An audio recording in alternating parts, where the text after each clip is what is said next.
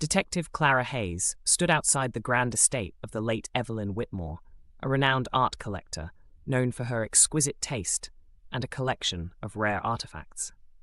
The evening light cast long shadows, and an air of intrigue hung over the place.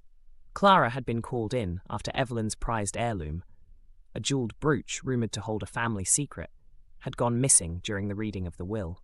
As Clara entered the opulent foyer, she noted the tension among the guests gathered for the reading.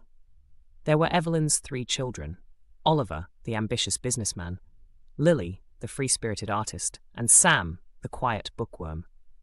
Each had their reasons for wanting the brooch, and each seemed more anxious than the last. The will was read aloud, revealing that the brooch would go to the child who could prove they deserved it the most. The moment the lawyer finished, chaos erupted. In the confusion, the brooch vanished from the display case. Clara gathered everyone in the parlour. "I need to ask some questions," she announced. Oliver claimed he had been discussing business plans in another room. "I wouldn't steal from my mother's estate. I wanted to honour her memory." Lily, paint-stained and frantic, insisted she had been sketching in the garden. "It's my mother's legacy. I would never betray her trust." Sam, nervously adjusting his glasses, mumbled that he had been in the library, lost in a book. "I don't care about the brooch. I just want to remember her."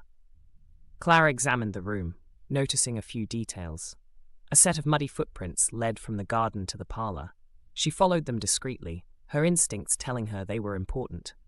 Outside, she discovered a partially hidden shed, its door slightly ajar. Inside, Clara found not only the brooch but also Lily's sketchbook, filled with recent drawings of the estate. The last page depicted the brooch prominently, suggesting it had been on her mind.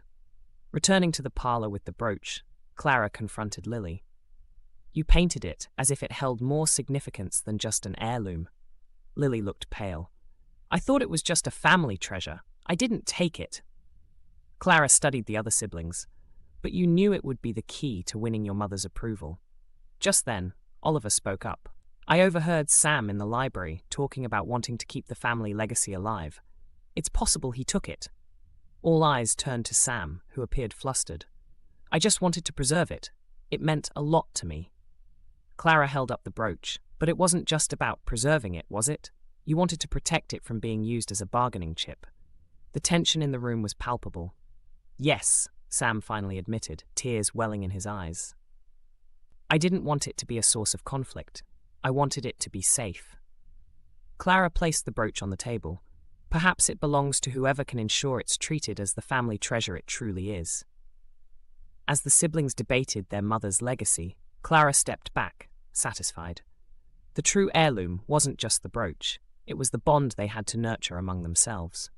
In the end, they agreed to keep it together, a symbol of their shared history, rather than a prize to be won. Clara left the estate, knowing she had helped them find more than just a missing item. She had guided them toward understanding and reconciliation.